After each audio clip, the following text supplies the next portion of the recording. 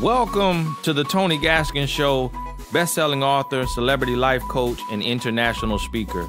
The purpose of this show is to bring you motivation, inspiration, and education in the areas of life, love, and business. Thank you for joining me. Now let's get started. Hey, thank you so much for tuning in to another episode of Talks with Tony. Got an email today from a young lady, and today I'm recording this podcast today, in conjunction with Facebook Live. So if you hear me talking to Facebook, forgive me. Make sure you click the like button on my Facebook if you're only on the podcast. Good morning, Tony. I've been following you for a long time, and I really admire your wisdom, advice, and the love you have for your wife and family. Hey, thank you so much. I need some help with my situation.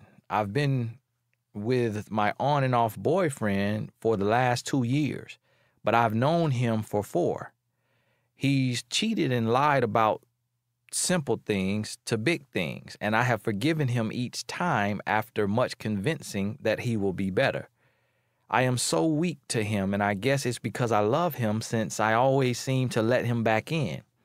We haven't had titles of a boyfriend and girlfriend for almost a year, but we were operating like a couple for the whole time. I recently found out again that he has been seeing his ex sexually, while he's been seeing me for almost 9 months, according to her, and now that I cut him off, he wants to be a better man. I had a gut feeling he was going to see her one night, so I followed him and he ended up at her place.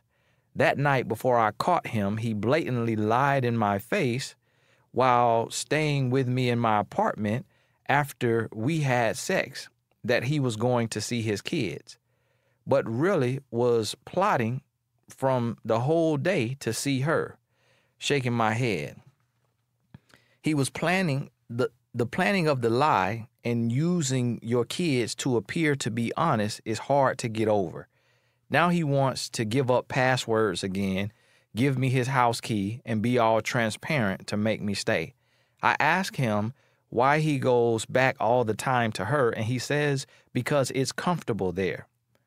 He also stated when I asked, do you love her? He says no, but feelings are there, but he's in love with me. Tony, I feel foolish for allowing him to come back again after all of this, and I find myself getting so angry with myself and at him because my trust is so gone.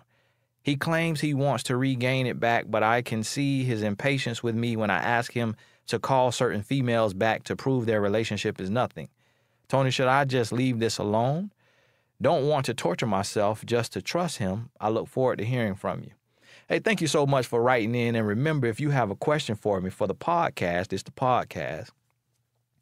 You can send it to inbox@tonygaskins.com. Now, see, the reason why I saw this, and I got over 700 emails that I need to read, but I saw this, and the title said, I have feelings for her, but I love you. And as I skimmed the first couple lines, because I read these live, I've never, read this email or thought about what I'm going to say, but I read the first couple lines and I saw he's been cheating. And I realized that there's so many women dealing with cheating. And see, here's the thing. We hear this and it makes perfect sense. We always got the best advice for somebody else's life. But then when we find ourselves going through it and we in it, you really stunned and you don't know what to do. And so in your heart what you should do. But doing it becomes the hard part because you start to wonder, will I find anything better? What's the reason? What's the purpose of leaving this person when the next guy I get with gonna cheat on me too? So why leave if he trying to make it work? He want to give me his passwords. He want to give me his house key. He begging and pleading. He's saying he's sorry. The next guy might cheat and might not do all of that. So you start to think about all of this stuff. And it's so easy for us on the outside looking in to cast a stone. It's so easy to say, she a fool, she foolish, she ignorant. I read these all day, and I got too many thousands of them to read. And as I read, I just, my heart just start to hurt. I'm just like, Lord, it's like, Lord, can I meet Bill Gates and just ask him for a donation so I could build Real Love University and then spread it around the country and then around the world, because it can't be this hard. Like y'all can't really be struggling like this. Because me personally, I don't really understand it, because I have put women through this. When I was 18, 19, 20 years old, I have been a dog, and I did not understand it then, why women deal with it. And then when I came out on the other side, that's what made me start teaching on love and relationships, because it just was so, it was so confusing. I'm like, it can't be this big of a gap. Like, women cannot be this gone in the head to put up with the stuff that myself and other men are putting them through. This can't be life. This can't be real. And I'm like, Lord, I know they're smart. I know you made them smart, because they could be a CEO of a Fortune 500 company. It's women who are billionaires. I know they're smart. I know they're strong, because they could raise 3-4 kids by themselves. So I know they're smart. I know they're strong. But Lord, why are they still dumb in a relationship? Like, why are they falling for the games that we play? And then I started to realize, as God started to speak to me, and he started to say, like, see, I called a man to be a protector and a provider. I call him to be the head. I call him to love her the way I love her. That's what I instructed him to do. But you got an adversary. So when you got the adversary, he's going to have influences, he's going to have temptations, and he's going to have, shortcomings. He's going to fall short. And when he falls short and things start to go haywire, it starts to go crooked, it really breaks down the relationship, because the woman, I created her to be his support system. I created her strong enough to go through the tough times of life, when they are broke, when they can't find anything to eat, when she's carrying a child and she gives birth to that child, and that child got to be fed every 2 hours, and she's at her wit's end, and she feels like killing herself, but she has the strength to keep serving this baby who needs her. And she can do that for months on end. And I created her to be strong enough to be able to do it alone, because I knew men would be fighting wars. I knew men would be out hunting and killing food, and she would have to be alone. So I gave her a profound strength, but it was never intended to be perverted. It was never intended to be infiltrated.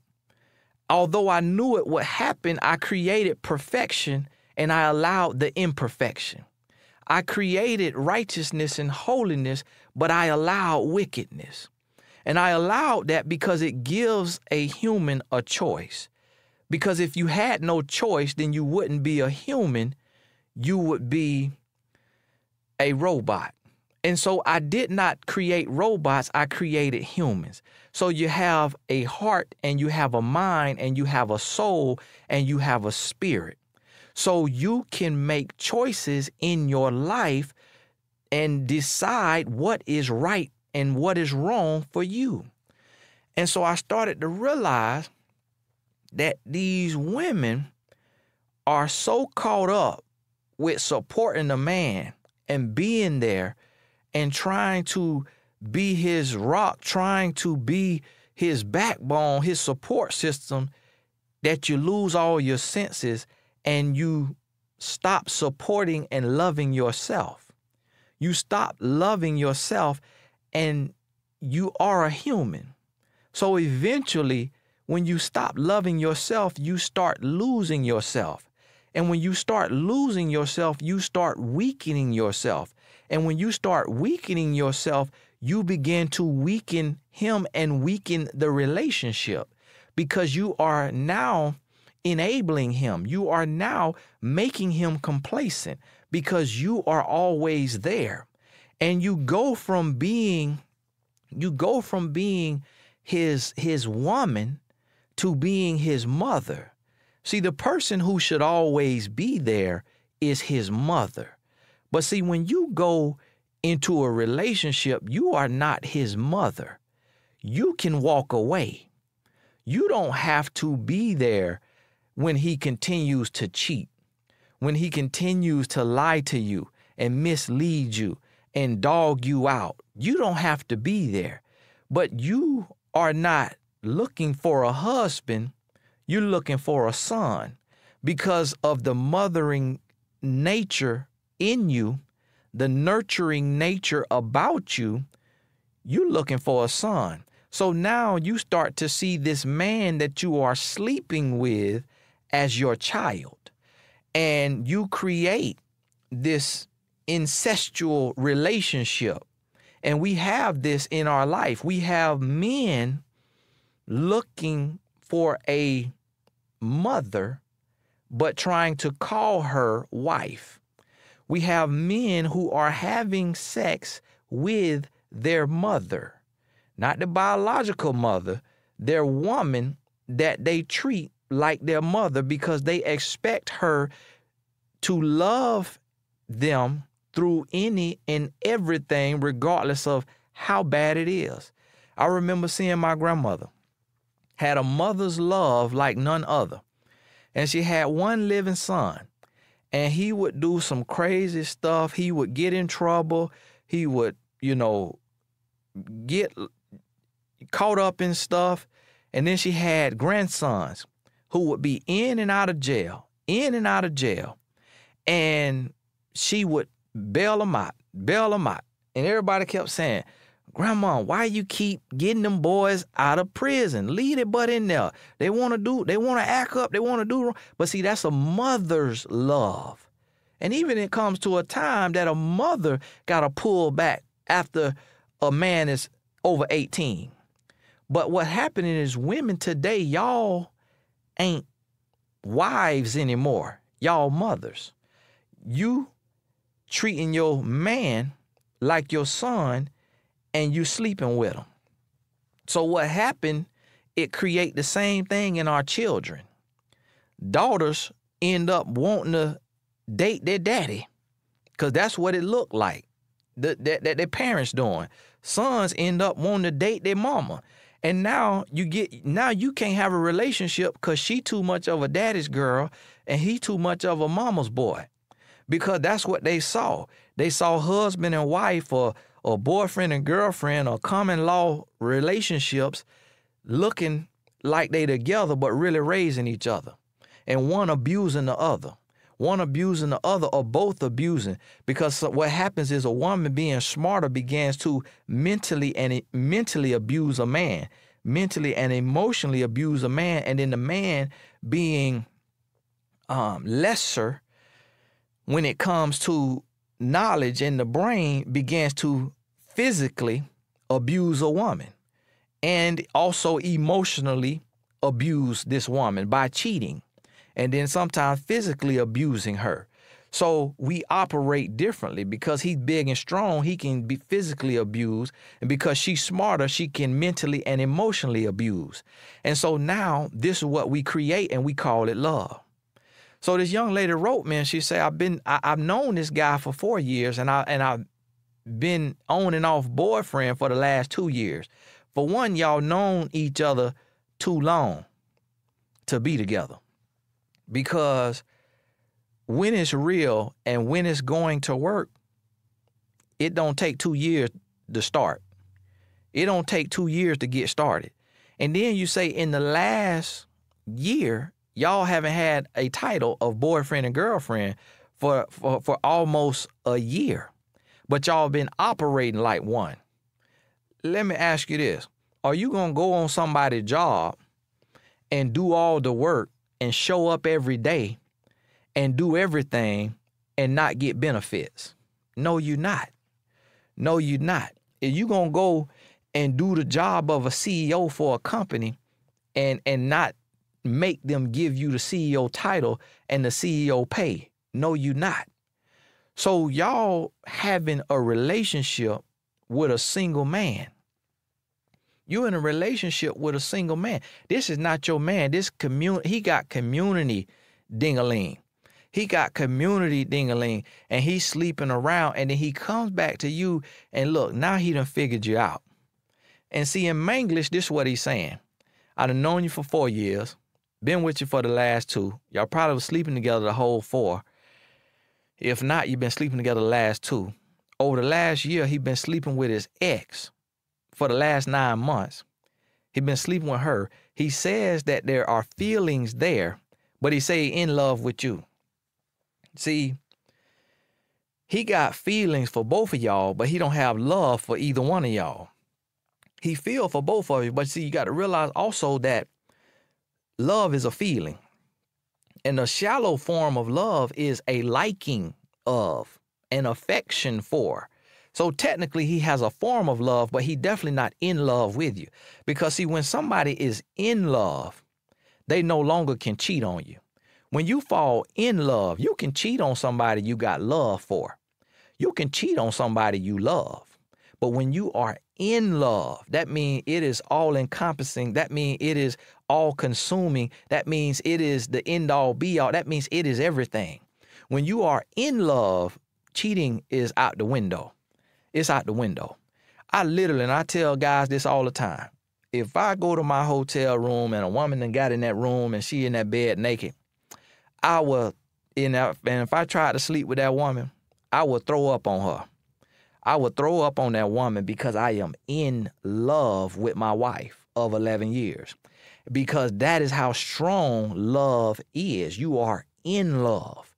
A woman have to tie me down and take it. And then when she let me up, that's my one excuse to swing on and call the police. But because I'm in love. See, when you just got love for somebody, you can slip up and do some things because it's a fleeting feeling that you have reduced. You've reduced this powerful thing to something small, and the definition of it, the dictionary has given you an excuse to still label it love. But truthfully, honestly, if God wrote the dictionary, you got to realize man wrote the dictionary. So that's why he say love is a liking for, love is a strong affection. Love is those things because he want to be able to tell you I love you, but I still can sleep around on you, but I love you. But truthfully, if God wrote the dictionary, that would not be love. That would be lust. That would be lust and like, but not love. And so you got to remember the 4 levels of love that I created. So when you hear somebody talking about it, you'll know where they got it from. You have you have lust, then you have like, then you have love, then you have self-love. So see, what you need here is the highest level of love, and that's self-love. And that will give you the strength and the power to walk away from a man who continuously lies to you and cheats on you, and this is not your husband. So you wasting good time and you wasting good love for a man that does not love you. He's a man who he a polygamist. Or whatever you want to call it. He want many women. He want multiple women. And what it does is he does not respect you. So in Manglish, what he is saying to you in Manglish, see, he will say to you, you can have my passwords. You can have the password to my phone, to my Facebook. You can have my house key. And because what he know in about 3 months, he going to get that house key back. And really, you can have the house key because you're going to be popping up on an empty house because he's still going to be at her house sleeping with her. So you got his house key, but you ain't got her house key. Now, you followed him. He had sex with you. Told him he was going to see his kids. Told you he was going to see his kids. You followed him. He went to her house and had sex with her. Now what I want you to ask yourself, because only you know, is when y'all had sex, was it unprotected sex? Because if he unprotected sex with you, he unprotected sex with her. So now the wages of sin is death. You're living in fornication. The wages of sin is death. What that mean in relationships, that means you're going to receive a recompense in your body. So when you are sexually active in a way that is outside of the will of God, you for sure, if you continue to do that, you for sure going to receive a recompense in your body. Now, sometimes you could be doing the right thing, you know, or it can happen, things can happen to you, and God will give you the strength to get through it. Things can happen to you and it wasn't your choice. But when you choose to lie down in sin, in fornication, you for sure gonna reap what you've been sowing. You for sure gonna end up with a recompense in your body, and it's gonna be a disease that alters your life. That's gonna hinder you from attracting another man when you finally get the strength to walk away from the no good man that you're dealing with.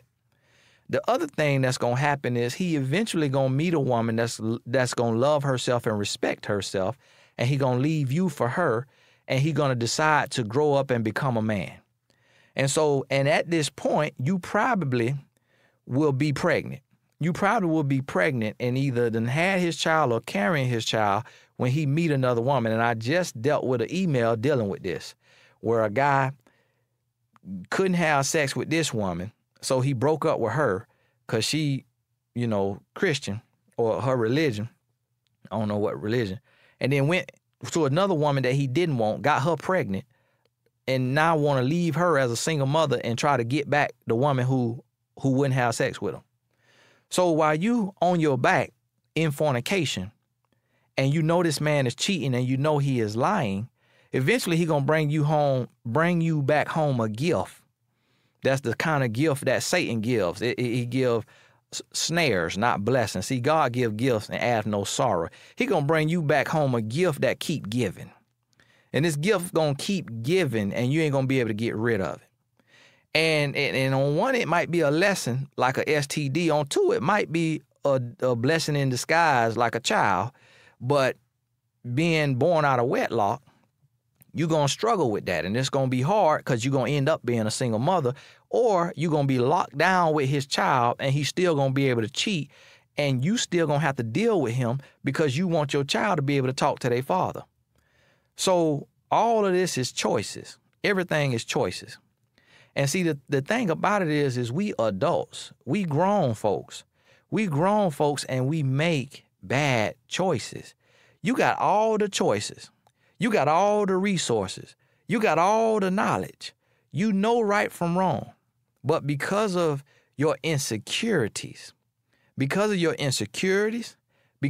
desperation, because of your pessimism, because of your lack of obedience to your Creator, you create a situation that is not advantageous to you. You create a situation that is detrimental to your safety and your sanity.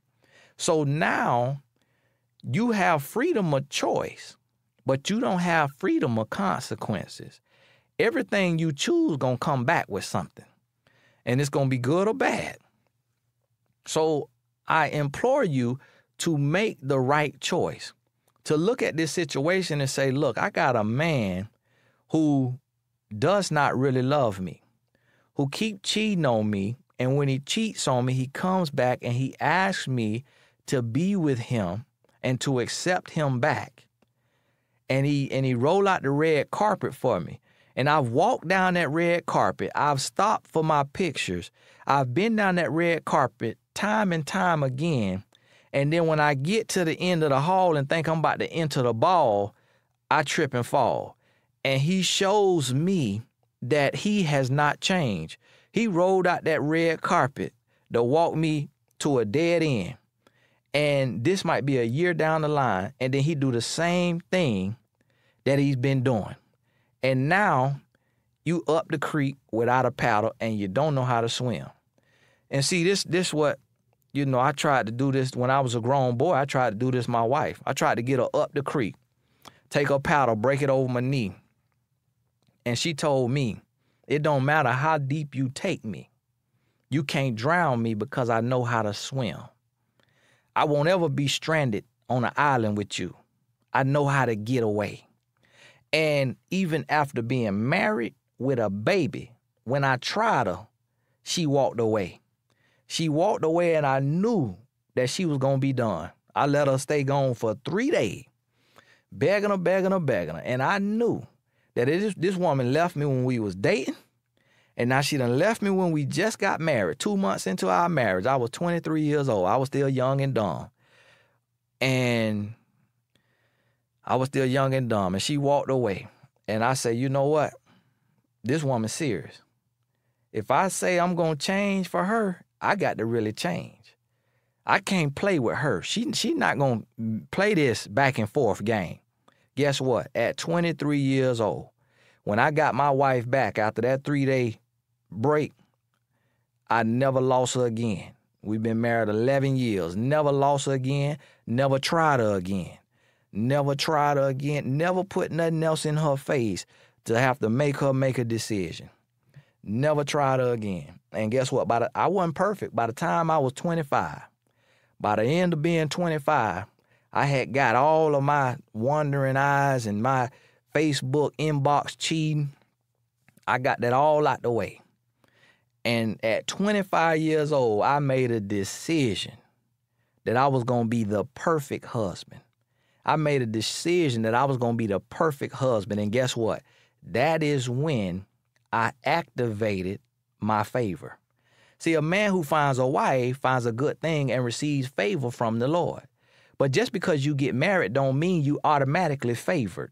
You could be married, but if you ain't married the right way, if you cheating, if you abusive emotionally, verbally, physically, in any way, you emotional cheating, you physical cheating, guess what? You ain't activated your favor.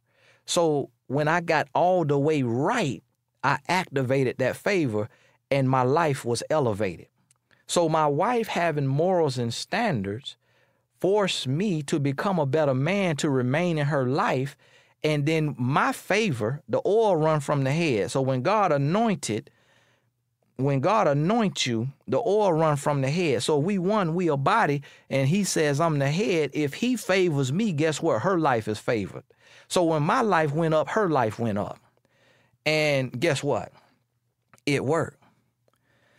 Somebody say, but she came back. So what point do you think she should stop giving 2 chances? She left me 2 months into marriage. Let's be clear. So she ain't wait a whole year, 2 years, 3 years to leave, 2 months in. When it's tough to leave, and we had a baby in the intensive care unit. And guess what? That was 1 chance. So I believe in second chances. What I don't believe in is 3rd and 4th and 5th and 6th and 7th chances. But it also depends on what you giving a chance for. So she left me because I went back to the streets to sell drugs, not because I cheated.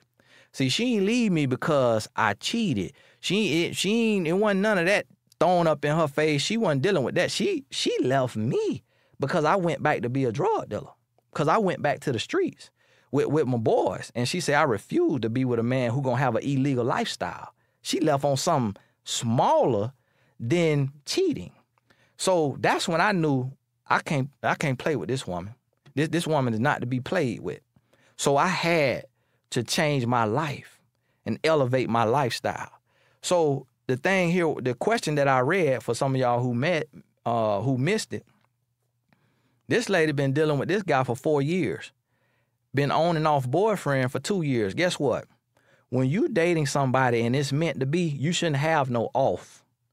You shouldn't have a bunch of offs. A lot of people say on and off. It shouldn't be offs. You need to be on.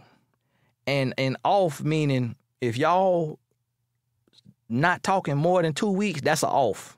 You shouldn't keep having offs and offs and offs and having, 3 months on, 2 months off, 3 months on, 2 months off, a month on, a week off, a month on, a week off. You keep cutting off too much. That means y'all ain't ready for one another. Y'all aren't ready to be, y'all are not meant to be together. When my wife and I was dating, we ain't had no offs. She left me 2 months into dating, And she was gone for 6 months, and I had to come back to her after them 6 months. And she left me because I was becoming controlling. I was becoming jealous and insecure. And it was a red flag too early. And she said, I'm out of here. I ain't putting up with this. 6 months later, I came back, put on a different face. We dated for 10 months, and then we got married. Wasn't no offs in them 10 months. Got married 2 months in. I tried to flip the script because I thought I had her up the creek without a paddle. She showed me she could swim. After that, I realized I can't try this woman no more. Because if she leave again, she give me a second chance in marriage. If she leave again, I'll never get her back. I'll never get her back. When you know, you know. When you know, you know. When you know you got your one, you know. Women, listen to me. Y'all don't know. Y'all don't know because that's why God say a man who finds a wife. You don't find your husband. So you know based on what he shows you. So the choice got to be his. The choice got to be his to live right and do right. You could say, oh, this my husband. But if he dogging you out, that's not your husband. So you don't know. He got to know. So I want you to look at this and listen to me. I'm going to cut my podcast off. I've been going 30 minutes. I'm producing, showing me the little sign. I want you to know that if you don't have standards for your life, you'll be given anything. And if you're too desperate and you eat everything that's put in your face, somebody gonna poison you. So think about who you are and what you want. And know that if you lack standards, you will be left for somebody who has standards. And the crazy thing about it is somebody without standards will leave you and your no standards for somebody with standards. Because deep down, that person wants to be pushed to be a better person. That person wants to be challenged to be somebody better. Hey, if you're listening to the podcast, thank you so much for tuning in to this. If you have a question for me, please send it to inbox@TonyGaskins.com. Inbox@TonyGaskins.com. Make sure you visit TonyGaskinsAcademy.com. Get the Real Love University. And if you want to do what I'm doing, being a life coach, I have a life coach training on there, show you how to build your business. Make sure you visit TonyGaskinsAcademy.com. God bless you. We'll talk soon.